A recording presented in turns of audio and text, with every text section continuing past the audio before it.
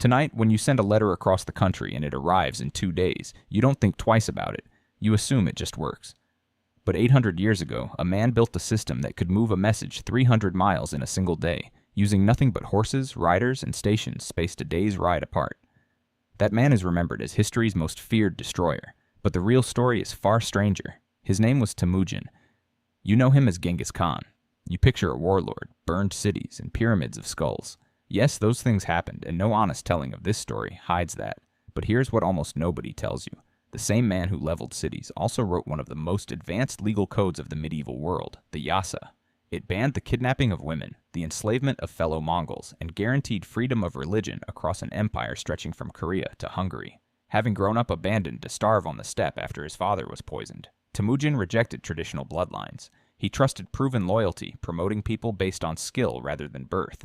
Under his rule, a simple shepherd could become a high-ranking general. Genghis Khan could not read or write, yet he ordered the creation of a writing system for the Mongol language, adapted from Uyghur script, so his laws and orders could be recorded and understood across dozens of ethnic groups. At its height, the Mongol Empire covered nearly 9 million square miles, larger than the Roman Empire and the Empire of Alexander the Great combined. This continuous stretch of land operated under one law, one state-backed currency system, and one highly structured postal network known as the YAM. The YAM utilized relay stations spaced 20 to 30 miles apart, stocked with fresh horses, food, and shelter. Envoys carrying special tablets called paisa, made of gold, silver, or wood depending on rank, could instantly requisition resources along the route. A rider carrying urgent orders could switch horses at each station and keep moving, covering 200 to 300 miles in a single day. This wasn't improvisation. It was logistics on a scale unmatched until the era of railroads, moving military orders, trade info, tax records, and census data across an entire continent.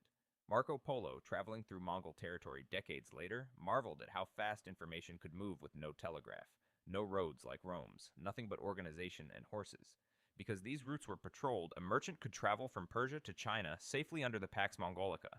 Silk, spices, gunpowder, papermaking, and printing technology moved faster than ever before. The Silk Road worked at scale largely because of an empire built by a man remembered for slaughter. Both things are true, and that is precisely what makes this history so difficult to sit with. Genghis Khan followed Tengrism, a shamanistic steppe religion, but protected all faiths, exempted clergy from taxation, and kept advisors from multiple religions in his inner circle. He understood that a conquered population keeping its faith is easier to govern than one feeling erased. His calculated brutality was a tool of efficiency. Cities that surrendered were spared, while those that resisted were decimated so the next city down the road would open its gates without a fight. Historian Timothy May describes this as a deliberate imperial policy of psychological warfare used to build an empire in under 25 years. The empire also kept methodical administrative records. Genghis Khan ordered detailed population counts, recording households and livestock for systematic taxation and resource planning.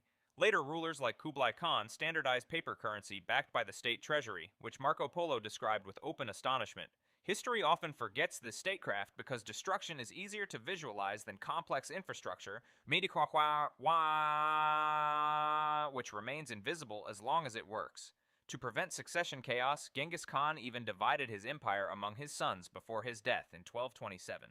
When Genghis Khan died, he was buried in a location so secret that the soldiers who buried him were killed to protect it, and horses were driven over the site to erase any trace. To this day, his tomb remains undiscovered.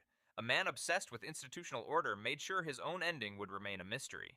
Today we live in a world run by invisible systems, postal networks, banking structures, and standardized laws, assuming they simply exist without asking who built them.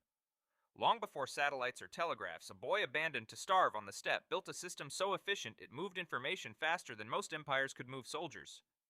The world still argues whether to remember Genghis Khan as a